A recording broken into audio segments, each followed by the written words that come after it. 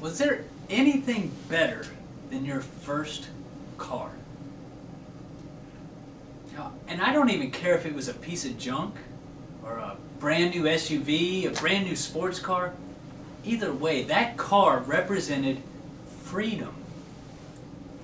It was your freedom to go get into trouble. Your freedom to go to the store when you wanted to. It was a stepping stone to adulthood. And I remember my first car, 1995, I'm driving around with my dad, I'm just about to turn 16, and we see it. It was this 1987 Toyota Supra, dark blue, turbo with a Targa top. My dad had to drive it. He stopped, we talked to the owner, he wanted this thing. So we go for this test drive, he's like a little kid again, riding through the gears. I'm still 15, not able to drive, but he loves it, so I'm pretty convinced that it's a good car. We decided that that was my first car. And I agree, it's the wrong car for any 16-year-old to have. Nobody should have a turbo engine, removable roof car. It's not right for a 16-year-old, but that was my car. Now, I go for my driving test. I take my mom with me. My dad was at work. We drive there. I have my temps now. So I'm driving. We go to this test center, and this mountain of a man comes out with a clipboard, kicks the tires, checks the lights, sits down. He jams that seat back, which already got us off to a bad start. Anyways, we start this test drive. I knew what I was doing. I was running through the gears just like my dad showed me, driving like I knew what to do, right? So I pull back in, put it in park, pull the e-brake, get out, I'm ready to go get my license. And this mountain of a man stops me with this clipboard out front. Following too close. Speeding. Running a red light. And hands me a piece of paper with a 28% on it. And says, good luck next time. So I'm looking at this piece of paper, knowing that I have to go home and explain what happened to my dad. I know my brother's just going to give it to me. And now all my friends also know that I got a 28% on my driving test.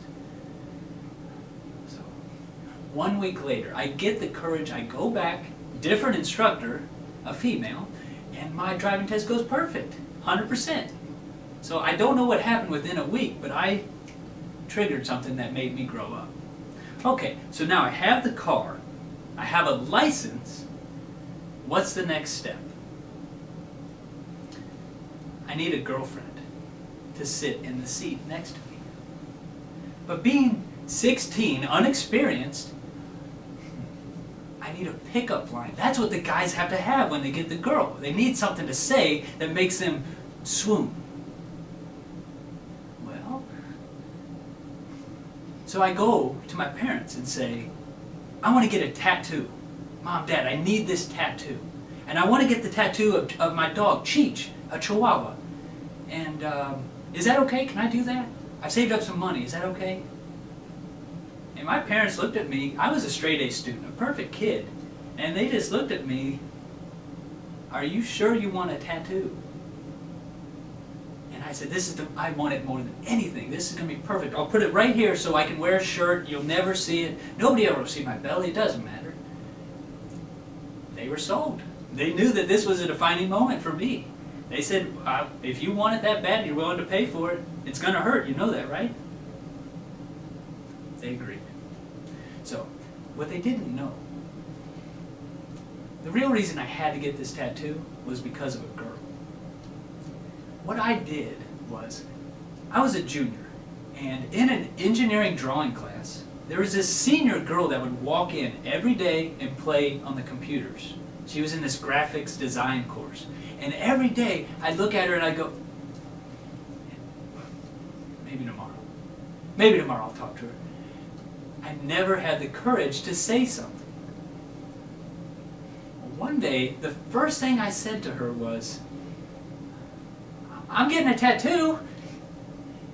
And what that was supposed to do was she was supposed to turn around and say, whoa, you're pretty hardcore. You're an outlaw. I dig you. I would love to go on a date with you. But actually what she said was, okay, well, that's cool. So anyways, it wasn't a perfect moment, but I went home going, okay, I have to go get a tattoo now. The only way I can talk to her again is to have a tattoo. But also, if I do get this tattoo, I can walk in, show her. Obviously, we got to have a conversation. She's definitely going to be impressed to see it. So, okay, we go to the tattoo shop. But being 16, I need both parents. So my mom and my dad are with me. I go up to the tattoo booth. I say, I want this picture of my 5-pound chihuahua on my stomach. And the tattoo artist kind of laughed a little. He said, are you sure? Again, he didn't know my reason for being there. My parents didn't know the reason that I was there, but I had to get it done. So he lays me down on the chair, starts doing his work, and my mom's sitting there going,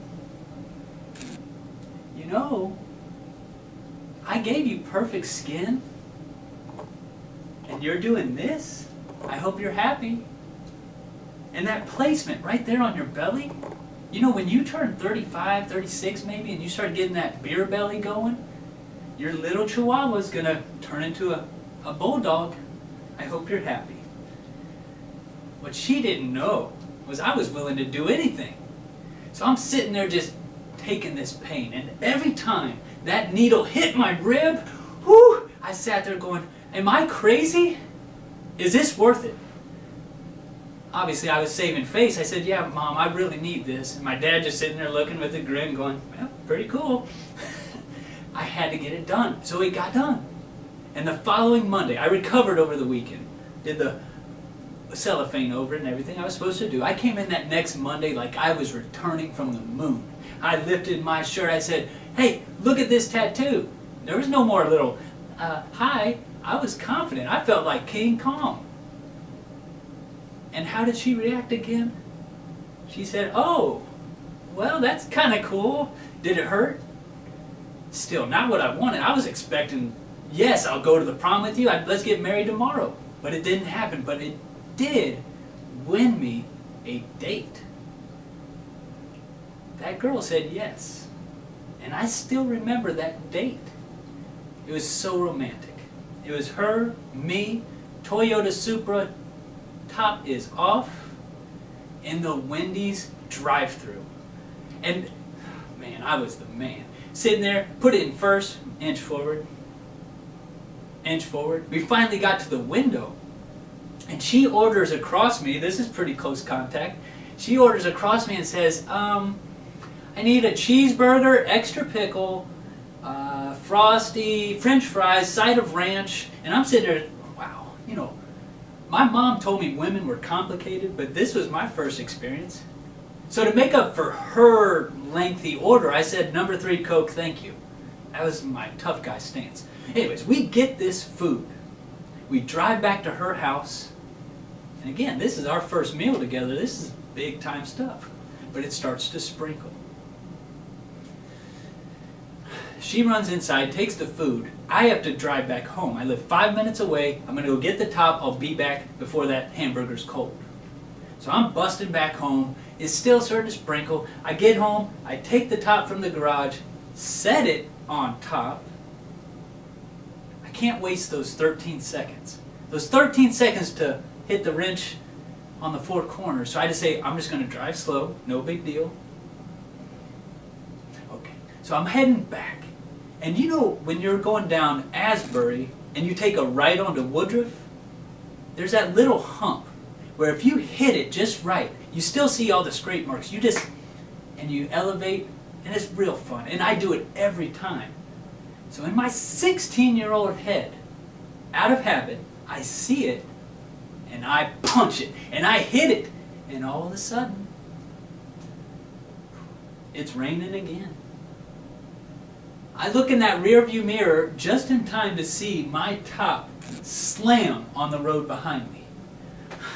I hit the brakes, I turn it around, go get my top. I'm devastated. I'm out there in the middle of the road picking that top up, throwing it in the back seat.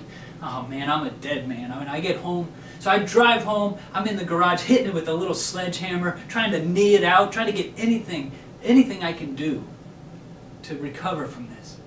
Because I know when my parents come home, I got to explain what I did. So I'm still beating this thing. I never got it to fit right though. Every single time. I owned that car for 8 more years.